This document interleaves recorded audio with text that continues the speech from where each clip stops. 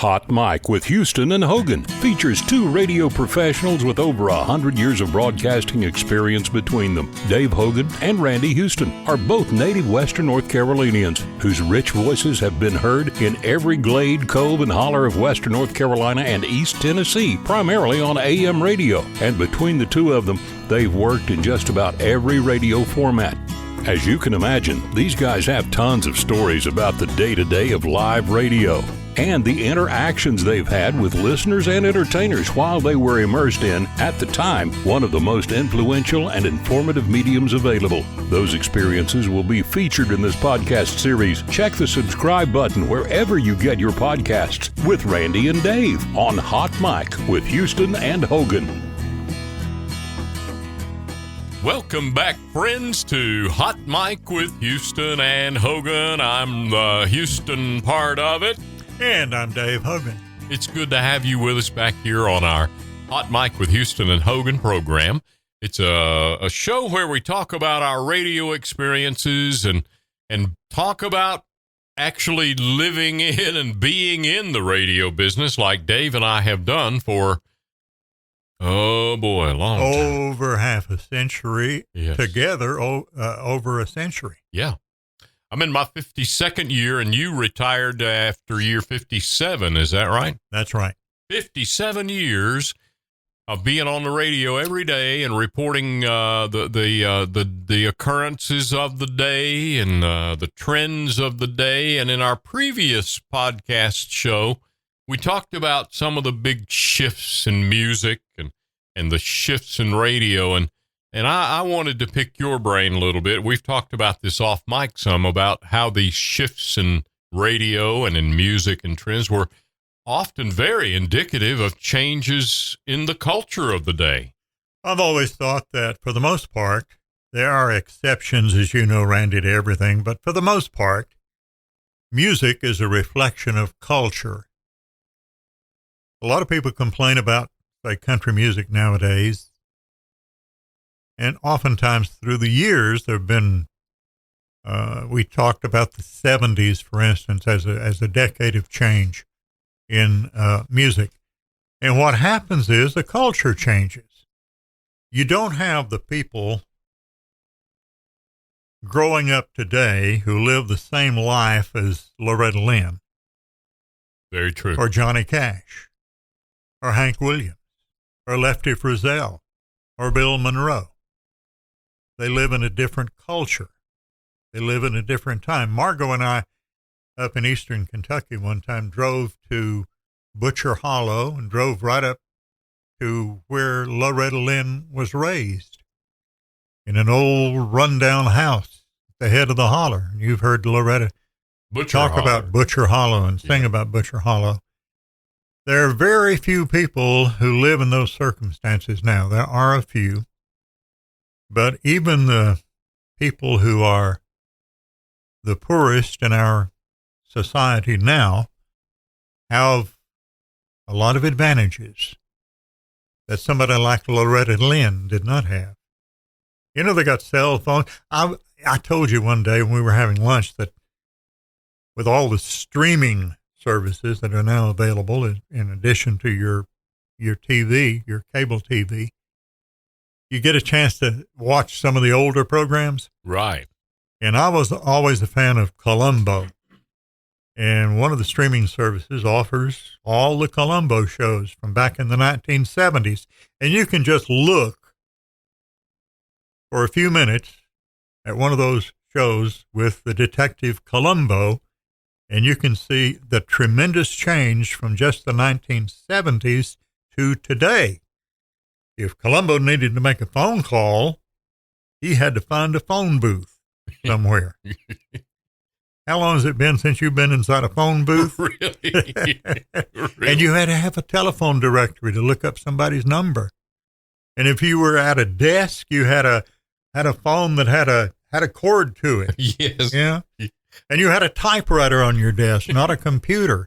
So you only have to see a few frames to see that the culture has changed from then till today, where most people have a cell phone, carrying around a telephone in their pocket. They got a computer. or a tablet. A tablet is a computer, of course, and a phone is a computer. All at your fingertips. So you don't have the same people writing songs today like you did when Bill Monroe, or the father of country music, Jimmy Rogers era back in the 30s. Yeah. You don't have the same culture today. And so people write songs about what they experience. They write books about what they experience. You write what you know. And so you're not going to have the same kind of songs in 2022 as you had in 1932 or 42 or 52 or 62. It's constantly changing. To that, Garrison Keillor, a great writer that we both admire, wrote something about that just this morning. He said someone asked him to write the liner notes and endorsement for their new book. He read the book, and his words back to the author was, "Go get a life, then write a book." Yeah, go get a life, then write a book. Even if it's a novel, fiction, or a country song. Yeah, you're writing something that you've experienced or a friend has experienced, something you've observed in life. And I would like you to see it through my eyes as I saw it. And I think one of the greatest talents is to write a book in 3 minutes. And that's what some of the great writers have done, like Tom T. Hall. He writes a book in 3 minutes. Absolutely. Listen to Homecoming or A Week in a Country Jail or some of the other Tom T. Hall songs. They're books. They're stories in 2.5 minutes. I found a new one of his the other day called Mama Bake a Pie, Daddy Kill a Chicken. Yeah. Mama Bake a Pie, Daddy Kill a Chicken. But it has such a serious note. It's about a veteran coming home in a wheelchair. Remember Salute to a Switchblade? Oh, what a story. So many great stories from the pen. Old dogs and children and watermelon wine. Yeah. Story of sitting at the bar late at night. And the old gray man was cleaning up the lounge. Yeah. Said, women think about themselves when men folk ain't around. Tom T. Hall could write a book in 2.5 or 3 minutes. Great lines in his songs. So can Hank Williams. Oh, and I'm watching a story on Paramount TV right now about the life of Hank Williams. And he was a rebel rouser. The Bellamy Brothers got a song out right now that they wrote, and I've always admired their writing ability too. But in their song called There Ain't No Country Music for Old Men, there's a line in there where most of us don't remember when Hank played the Opry high as a kite. Yeah. And Hank did play the Opry high as a kite. And there is a little side story to Hank Williams' music that I didn't know until a few years ago when I read a biography somebody wrote who was close to Hank Williams.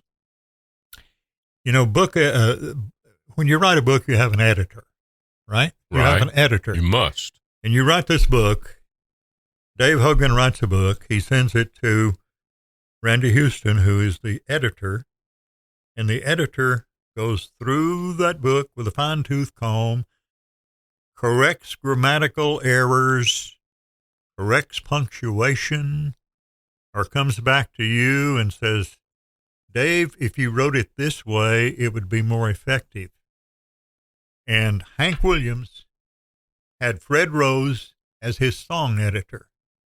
Fred Rose was a great songwriter himself, came to Nashville from New York City. And he would take one of Hank Williams' songs and maybe change a word or two. He wouldn't change the meaning of the song, but he would change a word or two in the song. Phraseology. Yeah, make it.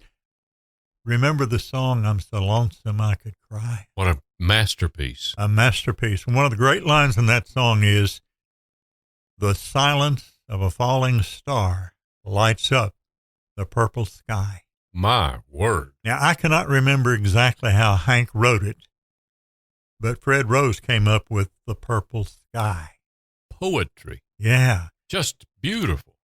And so this songwriting business has always fascinated me. Yes, it has me too, Dave, and it truly is a reflection of the time and the current situation. You talk about shifts prior to the 50s and the birth of country music and rock and roll at the time.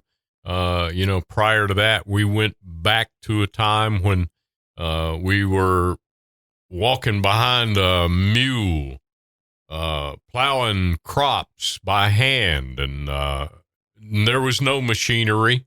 There was no internet to tell us what the long-range weather forecast was or anything like that. So we had a shift from that to what you're talking about in the 50s. And now, and we watch Andy Griffith. You go back from the 70s with Columbo. We go back to the 50s when we watch Andy Griffith reruns and all of the shenanigans they pulled. Opie. Ron Howard. Great book, by the way. You loaned me that book. Gina, my daughter, has it now. And Ron Howard turned into one of the great directors. And I just watched his latest movie about the rescue of those kids in that coal, in those underground mines. The 13 children were saved. Yeah, that's India the name. Or somewhere. 13 Lives, I believe, is the name of the movie. Okay, I've got it queued up to watch myself too. Oh, it's fantastic. So Ron Howard production. Yeah, the way that they were able to film this rescue. I think it was a natural cave. Yes. And the tide came in and trapped them in it. Yeah, well, these kids had been playing soccer. And so somebody suggested, hey, we've got a little time here before dark. Let's explore this cave. And they got trapped because the monsoon rains came a little early and they got trapped in there. And there was a big ledge that they had the room to stand on out of the harm's way. And it's the story of the rescue of those kids and their coach. And their coach, of course, felt like he was going to be blamed for this. And he refused to go out until all the kids were out safely. But we won't give it away. But there are things about that story that is brought out in the movie that in the news reports you didn't hear about. Okay.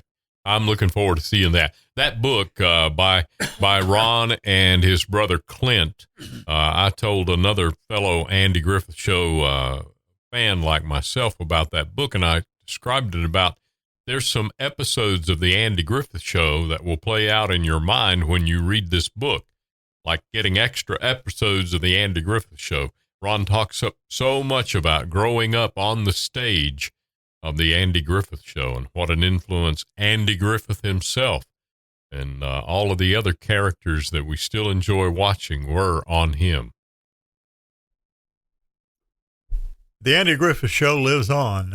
I forget how many episodes of the Andy Griffith Show that have been played over and over. There's somebody put a number to it, how many times a particular show had been played in reruns. Yeah. It runs into the thousands, and they're still on. You can still find the Andy Griffith Show. I understand that theater departments in major universities study the Andy Griffith Show. Churches do.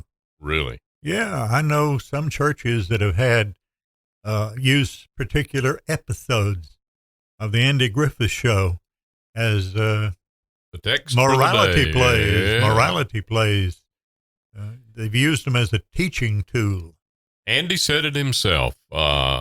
Every one of those situations that we got into on the Andy Griffith Show was done because we were trying to prevent someone from being embarrassed or exposed or trying to protect somebody's feelings from getting hurt. That's why we went to all of those crazy lengths trying to keep Barney from being embarrassed. And that it was based on love. It really was a show based on love for your fellow human being. Well, it was a wonderful show. I can't turn it on, even though a particular episode I may have seen dozens of times. I want to see it again if I'm flipping through the channels and run across an Andy Griffith rerun. But you know, Andy Griffith grew up in Mount Airy, North Carolina. There weren't many black people who lived in Mount Airy, and you won't see many black people on the Andy Griffith Show. And that has been pointed out by a number of people in a critical way. But we were talking about you write what you know about, and that's what Andy Griffith did with that show. I have a friend, and the church Margot and I attend hosted her as a speaker just a few weeks ago. Her name is Ann Miller Woodward. And Ann grew up where I did, in Andrews, North Carolina. Okay. Where not many black people lived or live. Now, down in Cummings, Georgia, I forget the name of the county, but in Cummings, Georgia, north of Atlanta, back in, I guess, the 1920s, somewhere in that time frame, there was a lynching of a black man in that county. And long story short, it turned out that all the black people, all the blacks were run out of that county, which, as I said, Cummings, Georgia is the county seat. I don't remember, I apologize, don't remember the name of the county. But some of those people came to Western North Carolina. They came to Andrews, and they found a welcome in Andrews, believe it or not.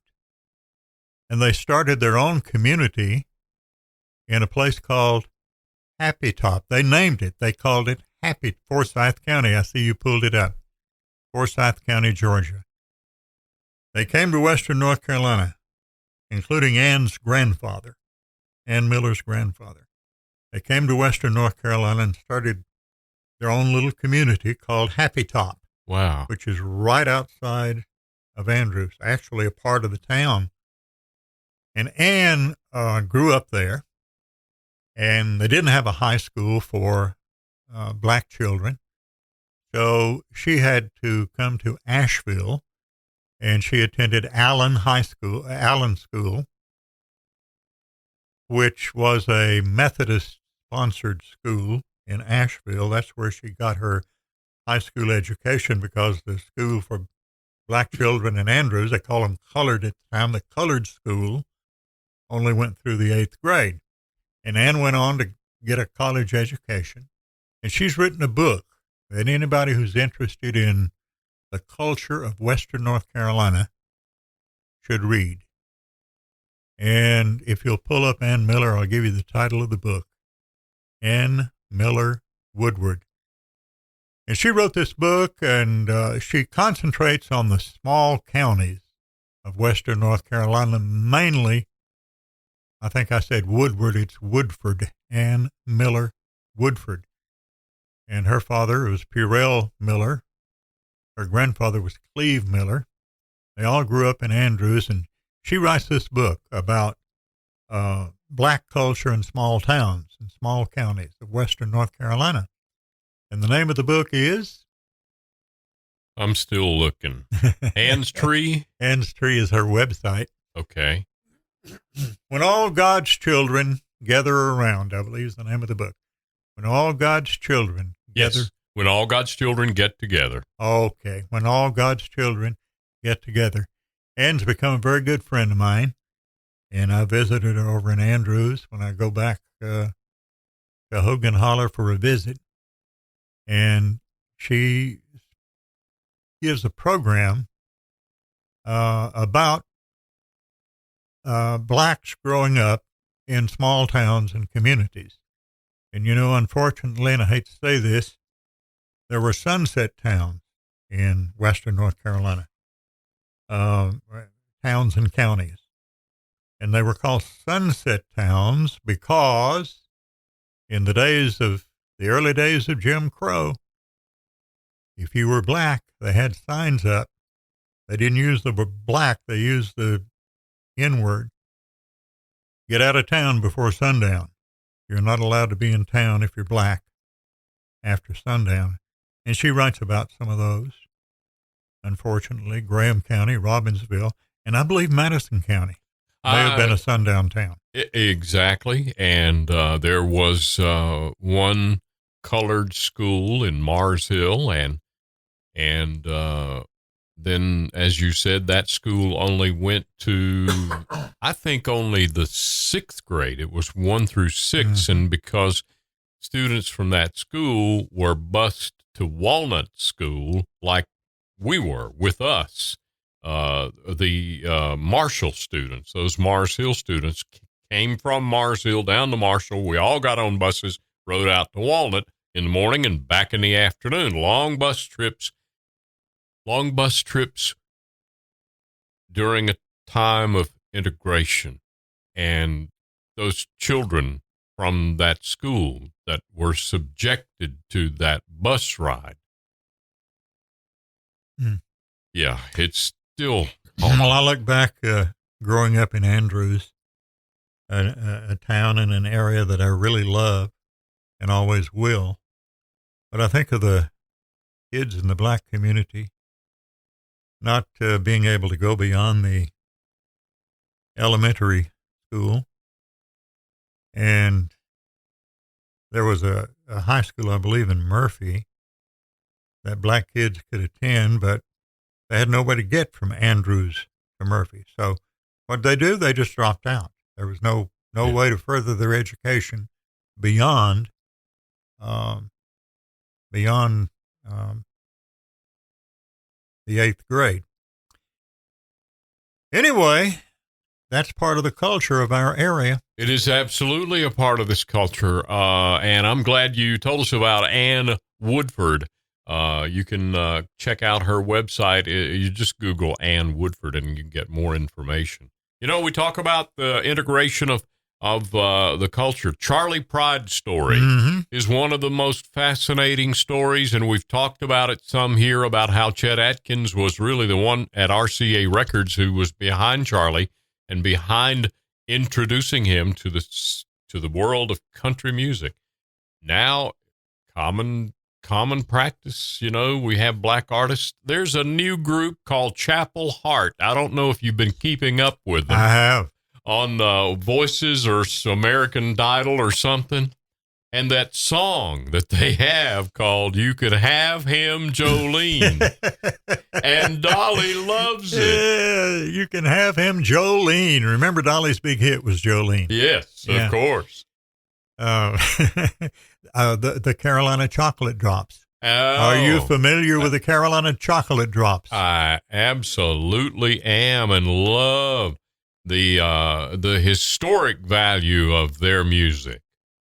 And if you haven't heard their music, and you couldn't have said this back in the 1970s like we were talking about earlier, all you got to do is Google it. Just Google the Carolina Chocolate Drops and pull up some of their music. Absolutely. Yeah, this new song by Chapel Hart, Dolly tweets. And I've recently got a Twitter account, and Dolly says she loves it. She loves this new song by Chapel Hart. I'm trying to branch out a little bit and include some of the newer artists in country music. But Dave, I have to tell you, it's one of the hardest things I've ever done in my life. I still don't want to drift too far from the shore of the old-fashioned good country that we grew up with and that you and I grew up with.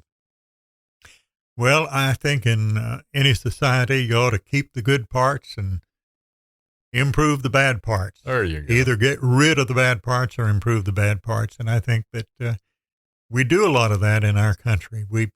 Sometimes it's painful to go through change, but oftentimes it's for the good. Well, listen, I really appreciate you coming over and talking with us on these podcasts. Dave and I have been in radio for 100 years.